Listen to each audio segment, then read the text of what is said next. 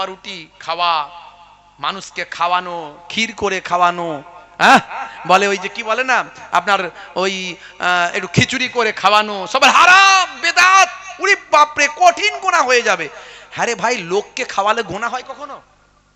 লোককে কোনোদিন খাওয়ালে গুনাহ হয়? সব কোনোদিন হয় কোনোদিন? হ্যাঁ, তবে হ্যাঁ যদি মনে করেন যে এটাই হলো আমার মনে হয় শবে বারাত, হালুয়া রুটি খাইয়ে দিলাম মানে শবে বারাত হয়ে গেল, তাহলে গুনাহগার হবে। কিন্তু আপনি ওই দিনে যত ভালো কাজ পারেন করবেন, মানুষকে দান করবেন, মানুষকে দান করবেন, মানুষকে খাওয়াবেন, মানুষকে সাদকা করবেন, নামাজ পড়বেন, পরের দিন রোজা রাখবেন, হ্যাঁ নতুন কাপড় বিলি করবেন, যত ভালো কাজ পারলে করবেন। এগুলো সব সওয়াবের মধ্যে হকদার হয়ে যাবেন। এগুলো সব সওয়াব। হালুয়া রুটি খাওয়াবেন, মানুষকে খাওয়াবেন, আপনি খিচুড়ি করে খাওয়াবেন, মানুষকে সাদকা করবেন, দান করবেন, এগুলো সব সুন্নাহ, সব সুন্নাহ। এই সুন্দর সুন্দর কাজগুলো মানুষের কাছ থেকে তুলে দিচ্ছে। মানুষের কাছে একটু যেই এই যে আপনি একটা নেওয়া দেওয়ার ব্যাপার থাকে, মানুষকে খাওয়াচ্ছেন, নিজে খাচ্ছেন, অন্যকে দিচ্ছেন, একটু সম্পর্ক তৈরি হচ্ছে, ভ্রাতৃত্ব তৈরি হচ্ছে, সব নষ্ট করে দিচ্ছে। আখেরি জামানা, ইমান বাঁচানো বড্ড দায়। এই জন্য বলি বাবা, একটা ছাতার তলায় থাকুন, একটা বট গাছের তলায় থাকুন, দু নৌকায় পা দিতে যাবেন না। খুব সংক্ষেপে বলে দিই, লম্বা চওড়া নয়। তাহলে সবচেয়ে বড় ইবাদত কি? সবচেয়ে বড় ইবাদত হলো নামাজ। নামাজ ছাড়া যাবে না। হে তরুণ যুবকেরা, হে আমার বন্ধুরা, আল্লাহ বললেন বান্দারে, পৃথিবীতে তোমাকে অনেক নিয়ামত দিয়েছি, অনেক নিয়ামত দিয়েছি, তার বিনিময়ে একটা জিনিস চেয়েছি, সেটা হলো নামাজ, সেটা হলো আমার ইবাদত, সেটা হলো রোজা, সেটা হলো হজ যাকাত, সেটা হলো আমার ইবাদত। আমি এত কিছু নিয়ামত দিয়েছি, তার বিনিময়ে তোমার কাছ থেকে একটা জিনিস চেয়েছি, সেটা হলো ইবাদত। ইবাদত গুলোর মধ্যে সবচেয়ে বড় ইবাদত হলো নামাজ। হে তরুণ যুবকেরা, রোজা হজ যাকাত তো আছে, তার সঙ্গে সঙ্গে নবীর সুন্নত গুলো আপনার জন্য ইবাদত। মনে রাখবেন, ডান দিকে কাত হয়ে ঘুমানো সুন্নত, বসে পানি পান করা সুন্নত, চেটে বুচে খাবার খাওয়া সুন্নত, অনেক সুন্নত আছে। ছোটদের স্নেহ করবেন, বড়দের সম্মান করবেন, রাস্তা থেকে কষ্টদায়ক বস্তু সরিয়ে দেবেন, পিতামাতার সেবা করবেন, পিতামাতার দেখভাল করবেন, স্ত্রীর সঙ্গে ভালো ব্যবহার করবেন, বাড়িতে ছোট ছোট কাজগুলোতে স্ত্রীর সঙ্গে সহযোগিতা করবেন। এগুলো সব সুন্নত, সব ইবাদতের সওয়াব পাবেন। তবে মনে রাখবেন, সবচেয়ে বড় ইবাদত হলো নামাজ। সেই নামাজ ছেড়ে দিলে চলবে না। হে তরুণ যুবকেরা, হে আমার বন্ধুরা, শুনে রেখে দিন বাবা, ওই মহিলা ভাই আমার, দোস্ত আমার, জঙ্গলের ভিতরে বুড়ি মা, বৃদ্ধা মা, ভাই আমার, আল্লাহর ইবাদতে নামাজে মাশগুল আছেন। নামাজের যখন সময় হয়েছে, ওয়াক্ত যখন হয়েছে, তখন বুড়ি মা নামাজে মাশগুল হয়েছেন। ওয়াক্ত যে হলো, ওযু করো, মসজিদে চলো, খোদার হুকুম পালন করো, নামাজটা পড়ো। ওয়াক্ত যে হলো, ওযু করো, মসজিদে চলো, দিন রাত 5 ওয়াক্ত নামাজ পড়লে পাবে ভাই জান্নাত। জোরে হবে না? জোরে হবে না? ফজরের সময় হলে মসজিদে যাও তুমি চলে, ফেকো না বিছানায় শুয়ে, খোদা দেন রহমত ঢেলে। ফজরের সময় ভাই আমার, অন্তত 15টা দিন আপনি ফজরের জামাতে নামাজ পড়ে দেখুন, কি মজা পাচ্ছেন। শরীর সুস্থ থাকবে, মন ভালো থাকবে, কাজে বরকত হবে, আল্লাহর রহমত নাজিল হবে। 15টা দিন অভ্যাস করুন। তাড়াতাড়ি ঘুমিয়ে যাবেন, ফজরের আগে উঠে যাবেন, এই অভ্যাস করুন। এখন আমাদের অভ্যাস কি হয়েছে, 2টো 2:30টা না বাজলে ঘুম হয় না, ব্যাস ফজরের নামাজ কাজা। এটা করবেন না, বুঝতে পারছেন? হে তরুণ যুবকেরা, সংক্ষেপ করে বলবো, এমন সময় ভাই আমার, দোস্ত আমার, জাসুসি ইনকোয়ারি করা মহিলা নামাজের পরে ওই বৃদ্ধা মহিলার কাছে বসলেন, মাগো কিছু খেতে দাও, মাগো মা কিছু খেতে দাও বলেন ওই বৃদ্ধা মহিলা তাকে গোস্ত খেতে দিলেন। নাও বাবা, আমার কাছে গোস্ত ছাড়া তো আর কোনো খাবার না হয়। সব বুঝতে পারলেন, ভাই আমার ফিরে চলে এলেন। ওই মহিলা এসে ধনী মানুষটিকে বলে দিলেন, আপনার সন্ধান নিয়ে এসেছি, আমার পুরস্কার দিন।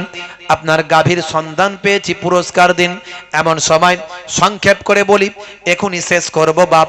হে তরুণ যুবকেরা শুনে রেখে দেন, একটু মন দিয়ে শুনুন। এমন সময় দেখতে পাওয়া যায়, ভাই আমার দোস্ত আমার ওই মহিলা, ভাই আমার বড়লোক ধনী মানুষটিকে বললেন, আপনার সন্ধান, গাভীর সন্ধান পেয়েছি, আমার পুরস্কার দিন। পুরস্কার নেওয়ার পরে সব খুলে বলল, জঙ্গলের ভিতরে একজন বৃদ্ধা মহিলা এবং তার যুবক আপনার গাভীটিকে তারা জবা করে খেয়েছে। এমন কথা শোনার পরে ওই বড়লোক ধনী মানুষটি হযরতে নবী দাউদ আলাইহিস সালামের কাছে গেল। দাউদ নবীকে গিয়ে বলল, নবী দাউদ, আপনি হলেন পয়গম্বর, আবার আপনি হলেন বাদশা, আপনি বিচার করে দিন। আমার একটা গাভী ছিল বড় প্রিয়, গাভীটিকে আমি বড় ভালোবাসতাম। ওই গাভীটাকে জঙ্গলে একজন মহিলা এবং তার যুবক থাকে, তারা বড্ড বাজে মানুষ, বড্ড বদমাইশ। তারা মানুষের সব কিছু হরণ করে খেয়ে নেয়, মানুষের সব কিছু চুরি চামারি করে। আমার গাভীটিকে তারা খেয়ে ফেলেছে, এর বিচারটা আমি আপনার কাছে পেতে চাই, এর বিচারটা আপনার কাছে পেতে চাই। এমন সময় নবী সুলাইমান আলাইহিস সালাম বললেন, ঠিক আছে, আমি তোমার বিচারটা আমি ঈদের দিনে করে দেব। ঈদের দিনে তোমার বিচারটা হবে, যাও ঈদের ময়দানে বিচার হবে। সুলাইমান নবী পাঠিয়ে দিলেন, দাউদ নবী পাঠিয়ে দিলেন, যাও জঙ্গল থেকে মহিলা আর ওই যুবককে ধরে নিয়ে এসে ঈদের ময়দানে হাজির করবে সেনাবাহিনী, তোমরা চলে যাও। সবাই যখন চলে গেল, ফারিস্তা জিবরাইল আলাইহিস সালাম নবী দাউদ আলাইহিস সালামের কাছে এসে হাজিরা দিল। হে তরুণ যুবকেরা, হযরত নবী দাউদ আলাইহিস সালাম, এমন সময় ফারিস্তা জিবরাইল আলাইহিস সালাম দাউদ নবীর কাছে এসে বলেন, ও নবী দাউদ, আমার আল্লাহ আপনাকে সালাম দিয়েছেন আর একটা কথা জানিয়ে দিয়েছেন, আপনি যে বিচারটা করবেন এই বিচারটার আসল রহস্যটা আপনার কাছে জানিয়ে দিই।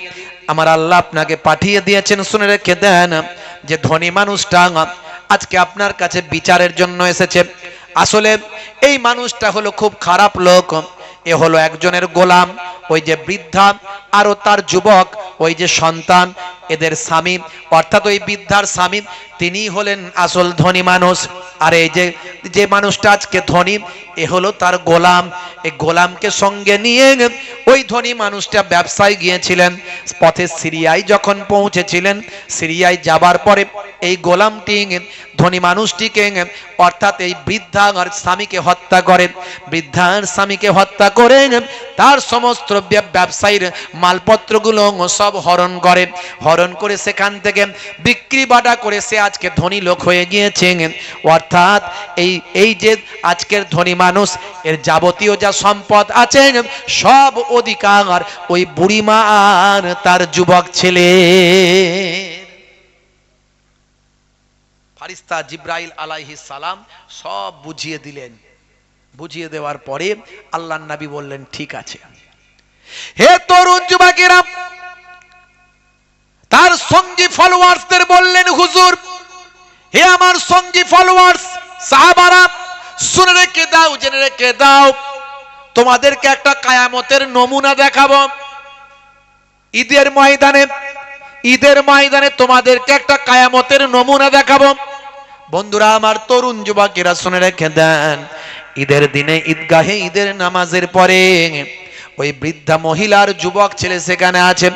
ধনী মানুষটি বললেন, হুজুর, আমার ফায়সালাটা করে দিন, এই বৃদ্ধা আর তার যুবক ছেলেকে চরম কঠিন শাস্তি দিন। তারা আমার গাভীটাকে ভক্ষণ করেছে, আমার সম্পদ হরণ করেছে, কঠিন শাস্তি দিন। সেই সময় হযরতে নবী দাউদ আলাইহিস সালাম বললেন, হে যুবক, হে ধনী মানুষ, শুনে রেখে দাও, তোমার বিচার তো অবশ্যই করব। আসল কথা হলো শুনে রেখে দাও, তুমি যাওয়ার পরে আমার আল্লাহর পক্ষ থেকে ফারিস্তা জিবরাইল আলাইহিস সালাম আমার কাছে এসে সব রহস্য খুলে দিয়েছেন। তুমি আসলে ছিলে একজন গোলাম, আজ তুমি ধনী হয়েছ। এই বৃদ্ধার স্বামী হলেন আসল ধনী, যাকে তুমি হত্যা করেছ। শুনে রেখে দাও, তোমার সাজা হবে ফাঁসি, আর তোমার সব সম্পদ এই বৃদ্ধা এবং তার যুবককে দিয়ে দেওয়া হবে। আজকের বিচার এটাই হলো আমার রায়। জোরে হবে না? এমন সময় ধনী মানুষটি বলল, হুজুর এটা আপনি ন্যায় বিচার করছেন? আমার গরু হারালো, আমার গরু খেয়ে ফেললো, বিচারের জন্য আমি এলাম, আর আপনি আমাকে বলছেন ফাঁসি দেবেন, আমার সব মাল নাকি ওদের দেবেন। এসব বানানো কথাবার্তা কোথায় পেলেন? হে তরুণ যুবকেরা, আল্লাহর নবী বলেন আমি জানি তুমি এরকম কথা বলবে, এই জন্য আমি সবাইকে বলেছি যে কিয়ামতের একটা নমুনা দেখাবো, কিয়ামতের নিদর্শন দেখাবো। কিয়ামতের দিনে যেটা ঘটবে আজকে ঈদের মাঠে আমি সেটা ঘটাবো। আচ্ছা শোনো শোনো শোনো, আমি নবী দাউদ আলাইহিস সালাম বলি, মাবুদ আল্লাহ তুমি আমাকে নবী বানিয়েছো, তুমি যদি আমার দোয়া কবুল করো তাহলে এই ব্যক্তির জবানটা বন্ধ করে দাও, এই ব্যক্তির জবানটা বন্ধ করে দিয়ে তার হাতের জবান খুলে দাও, তার পায়ের জবান খুলে দাও, তার শরীরের অঙ্গ পতঙ্গের জবান খুলে দাও, সেখান থেকে তার সত্য বয়ান আমাদের সবাইকে শুনিয়ে দাও, যেটা তুমি কিয়ামতের দিনে মানুষের মধ্যে থেকে করবে। মানুষের জবান সেদিন বন্ধ হবে। চোর বলবে আমি চুরি করিনি, আল্লাহ বলবেন হে চোরের হাত তুমি বলো চুরি করেছিল কিনা। হে তরুণ যুবকেরা, অপরাধী বলবে আমি অপরাধ করিনি, আল্লাহ বলবেন তার জবান বন্ধ করে দাও। হে অপরাধীর হাত তুমি বলো অপরাধ করেছিল কিনা। সুদখোর বলবে আমি সুদ খাইনি, আল্লাহ বলবেন হে হে জবান তুমি বন্ধ হয়ে যাও, সুদখোরের হাত তুমি বলে দাও সুদ খেয়েছিলে কিনা। হে তরুণ যুবকেরা, কিয়ামতের দিনে আমার আল্লাহ ঠিক এইভাবেই বিচার করবেন। সূরার নাম হলো সূরা সিন, সূরা ইয়াসিন। হে তরুণ যুবকেরা, আমার আল্লাহ বলছেন হে দুনিয়ার মানুষ শুনে রেখে দাও, জেনে রেখে দাও, আমার আল্লাহ কোরআন মাজিদে সূরা ইয়াসিনের 65 নাম্বার আয়াতে আমার আল্লাহ বলছেন আল-ইয়াওমা নাখতিমু আলা আফওয়াহিহিম ওয়া তুকাল্লিমুনা আইদিহিম ওয়া তাশহাদু আরজুলুহুম বিমা কানু ইয়াকসিবুন। জোরে হবে না? আল্লাহ বলছেন আমি তাদের মুখে সিল মোহর লাগিয়ে দেব, তাদের জবানটা তখন বন্ধ করে দেব, তাদের হাত আমার সঙ্গে কথা বলবে, তারা যা করত সে সম্পর্কে তাদের পাগুলো সাক্ষ্য দেবেন, তাদের পাগুলো সাক্ষ্য দেবেন, তাদের হাতগুলো আমার সঙ্গে কথা বলবেন।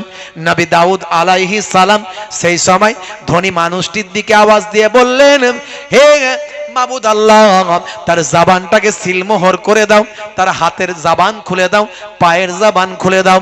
সঙ্গে সঙ্গে ওই ধনী ব্যক্তির হাতের জবান খুলে গেল, হাত থেকে বলতে শুরু করলাম আপনি যা বলছেন ঠিক বলছেন ও নবী দাউদ আলাইহিস সালাম, আমি সেদিন এই ব্যক্তিকে আমি এই মহিলার স্বামীকে আমি নিজে হাতেই তাকে হত্যা করেছিলাম। পা বলবে আমি গিয়েছিলাম, তার সমস্ত সম্পদ আমি নিজেই ভক্ষণ করেছিলাম। হযরতে নবী দাউদ আলাইহিস সালাম সমস্ত মানুষকে বললেন দেখো দেখো এইভাবেই কাল কিয়ামতের দিনে আমার আল্লাহ বিচারটা করবেন। কিয়ামতের নমুনা দুনিয়ার জমিনে আমি দেখালাম। জোরে হবে না? নবী দাউদ আলাইহিস সালাম কিয়ামতের নমুনা দুনিয়ার জমিনে ঈদগাহের মাঠে দেখালেন এবং নির্দেশ দিলেন যাও ওই মহিলাকে, ওই পুরুষকে, ওই মানুষটিকে যে ধনী লোক বলে বিবেচিত ছিল তাকে নিয়ে গিয়ে ফাঁসি কাস্টে ঝুলিয়ে দাও, আর তার যাবতীয় সম্পত্তি যা আছে সব এই মহিলার স্বামীর সম্পত্তি থেকে সে আজকে রোজগার করেছে সব সম্পত্তির হকদার ওই মহিলাকে দিয়ে দাও, তার সন্তানকে দিয়ে দাও। বন্ধুরা আমার, তরুণ যুবকেরা আমার, আমি আপনাদের কাছে আলোচনার মধ্যে দিয়ে এটাই বোঝাতে চেয়েছি, প্রথম কোরআন কোরআন সম্পর্কে বলার চেষ্টা করেছি যে কোরআন যা বলা হয়েছে কোরআনে সত্য। কোরআন যদি সত্য হয়, হাদিস যদি সত্য হয়, আল্লাহ সত্য, নবী সত্য, আল্লাহ এবং নবী যদি সত্য হয়, আল্লাহর নির্দেশ সত্য। অর্থাৎ আমাদের নামাজি হতে হবে, আর কায়ামতের দিনে আমাদের বিচারটা কিভাবে করবেন সেটা মনে রাখতে হবে। তাই কোনো অন্যায় করার আগে আমাদের ভাবতে হবে, আমাদের অঙ্গ পতঙ্গের জবান আল্লাহ খুলে দেবেন। কায়ামতের দিনে বিচার মিথ্যার আশ্রয় আমরা নিতে পারবো না। হে যুবকেরা, আজ থেকে তওবা করি। একমাত্র তওবাই হলো আমাদের রাস্তা। পূর্বের যাবতীয় গুনাহকে এক তওবায় আমার আল্লাহ পাহাড় পরিমাণ গুনাহকে মাফ করে দিতে পারেন। জোরে হবে না? আজ থেকে প্রতিজ্ঞা করুন, আমি তওবা করছি আল্লাহ, আমি আর অন্যায় কাজ করব না। আজ থেকে প্রতিজ্ঞা করুন, আমি নামাজি হয়ে যাব। বলুন ইনশাআল্লাহ, বলুন ইনশাআল্লাহ। কারা কারা নামাজ পড়বেন একটু হাত তুলে দেখান তো বাপ, দেখি কারা কারা নামাজ পড়বেন। আল্লাহ ক্যান্সার দিতে পারে, টিউমার দিতে পারে, প্যারালাইজড বানাতে পারে, হার্ট অ্যাটাক দিতে পারে। একটু হাত তোলেন। নারে তাকবীর, নারে তাকবীর। মাশাআল্লাহ। প্রত্যেকে নামাজ পড়বেন, নামাজ ছাড়বেন না বাপ। আল্লাহর জন্য কথা বলছি, হেদায়েতের জন্য বলছি। বাবা মার 5 ওয়াক্ত নামাজটা পড়বেন, ছাড়বেন না। কাজা হলে কাজা পড়বেন। দাঁড়িয়ে পড়তে কষ্ট হয় বসে পড়বেন, বসে কষ্ট হয় শুয়ে শুয়ে নামাজ পড়বেন, ইশারায় ইশারায় পড়বেন, তবুও নামাজ ছাড়বেন না বাপ। সবচেয়ে বড় ইবাদত হলো নামাজ। নামাজ ছেড়ে দিয়ে কেউ জান্নাতে যেতে পারবে না। নামাজ ছাড়বেন না। এই এক হলো। 2 নাম্বার আর একটা সুন্নত বলে যায়। আমি অনেক সুন্নতের কথা বললাম, কিন্তু কোন সুন্নত, সব সুন্নতের সওয়াব পাবেন, কিন্তু কবরে গেলে দেখা যাবে না। একটা সুন্নত কবরে গেলে দেখা যাবে, সেটা কি? সেটা হলো মুখের দাড়ি। মুখের দাড়ি সবচেয়ে বড় সুন্নত। 1 লক্ষ বা 2,24,000 পয়গম্বরের সুন্নত। বন্ধুরা আমার, তরুণ যুবকেরা আমার, বড় দাড়ি রাখতে লজ্জা লাগছে, ছোট রাখুন। ইমানের শক্তি বেড়ে গেলে তখন বড় দাড়ি হবে, এখন ছোটই রাখুন। হ্যাঁ, দাড়ি তো এখন মুখের ফ্যাশন বাবা আমার। দাড়ি তো মুখের সৌন্দর্য। বিরাট কোহলি দাড়ি রেখেছে, হরভজন সিং দাড়ি রেখেছে, লিওনেল মেসি দাড়ি রেখেছে, নেতা মন্ত্রী খেলোয়াড় প্লেয়ার দাড়ি রেখেছে, কত বড় বড় ব্যক্তিরা, নামি দামি লোকেরা দাড়ি রেখেছে। তারা ফ্যাশন মনে করে রেখেছে, মুখের সৌন্দর্য মনে করে রেখেছে। কিন্তু আপনি উম্মতে মুহাম্মাদি নবীর সুন্নত মনে করে রাখুন। তাতে দাড়িটা ছোট হলেও, আজ ছোট আছে, একদিন না একদিন বড় হয়ে যাবে দাড়ি। এই অবস্থায় যদি মারা যান, এই অবস্থায় যদি মারা যান, কবরে দেওয়ার পরে মুনকার নাকির ফারিস্তা যখন আসবে, বলবে মান রব্বকা, দেখতে পাবে নবীর সুন্নত বলে মুখে দাড়িটা রাখা, হতে পারে ওই দাড়িটা হবে নাজাতের জারিয়া। তাই দুটো জিনিস দিয়ে গেলাম আজকে। 1 হলো নামাজ, 2 হলো মুখের দাড়ি। এই দুটো জিনিস যদি করতে পারেন, ইনশাআল্লাহ আমার আল্লাহ আপনাকে আমাকে নাজাত দেবেন, দুনিয়াতেও শান্তি দেবেন, আখিরাতেও মুক্তি দেবেন। বলুন ইনশাআল্লাহ। আল্লাহ রাব্বুল আলামিন আমাদের কবুল করেন। বলুন আল্লাহুম্মা আমিন, বলুন আল্লাহুম্মা আমিন। ভাইরা আমার, দুটো কথা বলার দরকার ছিল, বললাম। হক কথা, আল্লাহকে খুশি করার জন্য বললাম। আমার নবী ওয়াজ করেছিলেন, আবু বকর সিদ্দিক হুজুর হেদায়েত হয়েছিলেন, ওমর ফারুক হুজুর হেদায়েত হয়েছিলেন, ওসমান জিন্নুরাইন হুজুর হেদায়েত হয়েছিলেন। কিন্তু আমার নবী ওয়াজ করেছিলেন, আবু জাহিল হেদায়েত হয়নি, আবু লাহাব হেদায়েত হয়নি, উতবা সাইবা হেদায়েত হয়নি। নবীর কথায় সবাই হেদায়েত হয়নি, আর আমার কথা কোথাকারের কে দুটো আমরা ভাতে দিই। বুঝতে পারছেন? তবে বলার কর্তব্য বলে দিয়ে গেলাম।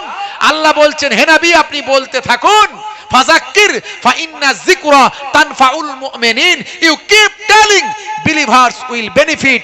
আপনি ওয়াজ করতে থাকুন, আপনি বলতে থাকুন, আপনার বলাটা, আপনার আলোচনাটা ঈমানদারদের উপকারে লাগবে। যারা নেবার তারা নেবে, যারা নেবার তারা নেবে। হাত জোর করে বলে গেলাম, যেন সবাই আমরা নিতে পারি। আপনারাও নিতে পারেন, আমিও নিতে পারি। তাই নামাজটা ছাড়বেন না। 2 নাম্বার, মুখের দাড়িটা ছোট হলেও রাখুন। এই দুটো জিনিস যদি নিয়ে যেতে পারেন, 70 থেকে 90% অপরাধ আপনার কাছ থেকে সরে চলে যাবে ইনশাআল্লাহ। আল্লাহর কোরআন নিজেই বলছে, ইন্না সলাতা তানহা আনিল ফাহশাই ওয়াল মুনকার, নিশ্চয় নামাজ তোমাকে অশ্লীলতা ও অন্যায় থেকে দূরে সরিয়ে রাখবে। জোরে বলুন সুবহানাল্লাহ। আপনি নামাজি হলে অপরাধী হতে পারবেন না, কমে যাবে, কমে যাবে, অনেক কমে যাবে ইনশাআল্লাহ। যাই হোক, দোয়া রাখবেন, আমি আপনাদের জন্য দোয়া রাখি। আপনাদের কাছ থেকে বিদায় নেব।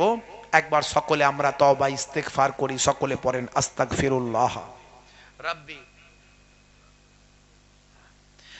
সকলে পড়েন আস্তাগফিরুল্লাহ রাব্বি মিন কুল্লি জামবি ওয়া আতুবু ইলাইহি লা হাওলা ওয়ালা কুওয়াতা ইল্লা বিল্লাহিল আলিউল আযীম। এই তওবার উপর কায়েম থাকবেন। আজ থেকে তওবা করলেন, এই তওবার উপর মজবুত থাকবেন। আর ভাইরা আমার, প্রত্যেকে 3 বার সূরা ফাতিহা, 3 বার সূরা ইখলাস, 3 বার দরুদ শরীফ পাক তেলাওয়াত করেন, আখিরি মোনাজাত করা হবে। একটা দাওয়াত আপনাদের দিয়ে যায়, একটা দাওয়াত দিয়ে যায়, সেটা হলো এই সামনে ফাল্গুন মাসের 10 তারিখ, 10ই ফাল্গুন, আমার মরহুম বজলু ভাই তিনি অনেকবার আপনাদের সকলকে নিয়ে গেছেন। এবছরে তিনি আর হায়াতে নাই, তার জন্য আমরা এখানেও আজকে দোয়া চাইব, আর আমার দরবারেতেও খাসভাবে দোয়া চাইব। খুব ভালোবাসার মানুষ ছিলেন, আমার খুব ভক্ত মহাব্বতের মানুষ ছিলেন, প্রায় প্রায় ফোন করতেন। তো যাই হোক, তা আমার মহতারাম মরহুম বজলু ভাই তিনি নিয়ে যেতেন। আপনারা যাবেন, যাওয়াটা বন্ধ করবেন না। আমি দাওয়াত দিয়ে যাচ্ছি ফাল্গুন মাসের 10 তারিখ। আমার দাদাজান, যাকে জিন্দা পীর জিন্দা ওলি বলা হতো, মায়াপুর পীরনগরী হুজুর যাকে বলা হতো, মায়াপুর পীরনগরী হুজুরের বাৎসরিক সবরে সানি জেকেরের মজলিস আমার হরিণখোলা দরবার শরীফে। আপনারা সকলে যাবেন ফাল্গুন মাসের 10 তারিখ মধ্যরাত পর্যন্ত। কমিটির ছেলেরা, গ্রামবাসী ভাইরা সকলকে আমি দাওয়াত দিয়ে যাচ্ছি, আপনারা যাবেন। বলেন ইনশাআল্লাহ। হ্যাঁ, নিয়ত করেন, বলেন ইনশাআল্লাহ। ভাইরা আমার, হুজুর কেবলা রুহানি দোয়া থাকবে ইনশাআল্লাহ। আপনারা ফুরফুরা শরীফ হয়ে ওখান থেকে আধ ঘন্টা লাগে, সিয়াখালা থেকে আধ ঘন্টা 30 মিনিট এক রাস্তা। আপনারা গেছেন এর আগে অনেকবার, যাবেন ইনশাআল্লাহ। দাওয়াত দিয়ে গেলাম ফাল্গুন মাসের 10 তারিখ। 3 বার প্রত্যেকে সূরা ফাতিহা, 3 বার সূরা ইখলাস, 3 বার দরুদ শরীফ পাক তেলাওয়াত করেন, মোনাজাত হবে। তাবারুক কি বসে খাবে? বসে খাবে, আচ্ছা। আর মোনাজাতের পরে সবাই লাইন করে বসে যাবেন, তাবারুক না খেয়ে কেউ যাবেন না। আউযুবিল্লাহি মিনাশ শাইতানির বিসমিল্লাহির রহমানির রহিম। লাইভ টাইপ করনি তো? আমার সবাই জানে লাইভ টাইপ হয় না।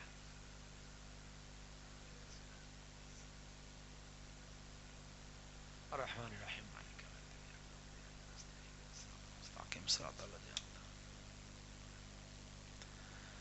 আলহামদুলিল্লাহি রাব্বিল আলামিন রহমানির রহিম মালিক ইয়াউমিদ্দিন ইয়াকা না'বুদু ওয়া ইয়াকা নাস্তাঈন ইহদিনাস সিরাতাল মুস্তাকিম সিরাতাল লাযিনা আন'আমতা আলাইহিম গায়রিল মাগদুবি আলহামদুলিল্লাহি রাব্বিল আলামিন।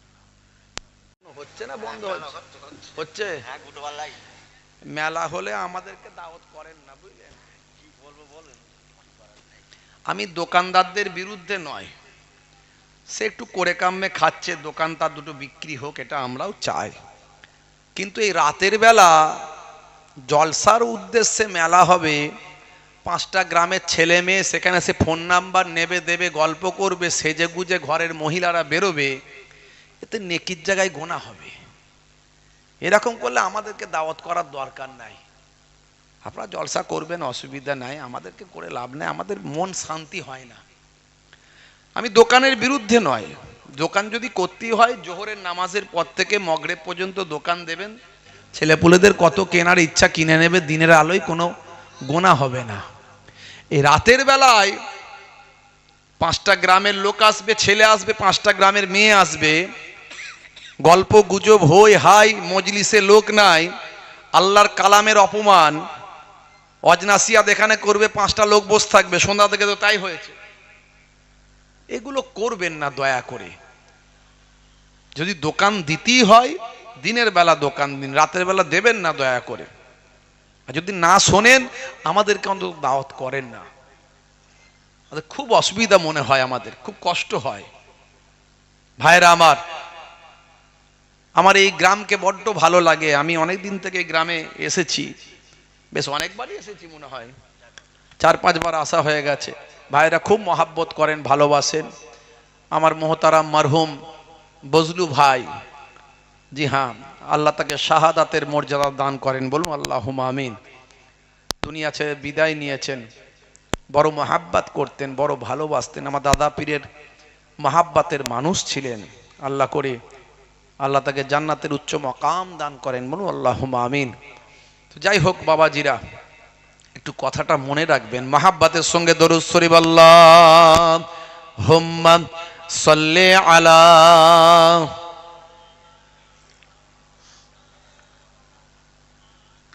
ওয়া আলা আলি। 12 রবিউল আউয়ালে রহমত ওয়ালা নবী এলো রে, সাফাতের তাজ পরে জামিনে বরকত ওয়ালা নবী এলো রে। এলো রে ভাই এলো রে, এলো রে ভাই এলো রে, কাউসার কাউসার ওয়ালা নবী এলো রে। জোরে হবে না? বাইরের মাইক বন্ধ করেছো? মাইক চলছে?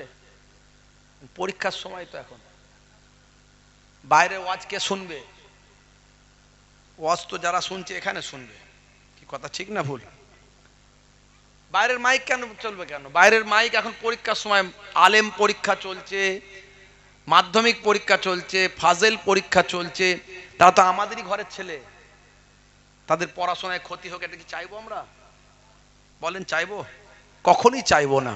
তা আমার ওয়াজ শোনার দরকার আমার এইখানটায় খুব বেশি হলে পাশাপাশি কটা ঘর। তা আমার দূরের মাইক দেওয়ার কি দরকার আছে? এখন সব জায়গায় একটা কি হয়েছে জানেন, মানে আমাদেরকে দেখিয়ে দিতে হবে। এটা আপনাদের এখানে আল্লাহ করে ছেলেরা ভালো, এখানকার কমিটির ছেলেরা ভালো। অন্যান্য জায়গায় 3 কিলোমিটার 2 কিলোমিটার 1 কিলোমিটার মাইক দেয়। কোথায় 1 কিলোমিটার দূরে মাইক? বাজারে মাইক, বাজার। আমি বলি বাজারে কে আওয়াজ শুনছে? বল না হুজুর একটু দিতে হবে আমাদের, কারণ আমাদের এখানে পাড়া প্রতিবেশীতে সব প্রোগ্রাম হলে না হুজুর অনেক দূর মাইক দেয়। তারা দেয় বলে তোমাকেও দিতে হবে? কি জি, তারা দেয় বলে তোমাকেও দিতে হবে? কেউ যদি অধম হয় তুমি কেন উত্তম হবে না? কত মানুষ বাড়িতে অসুস্থ অবস্থায় পড়ে আছে, হতে পারে না? পারে না?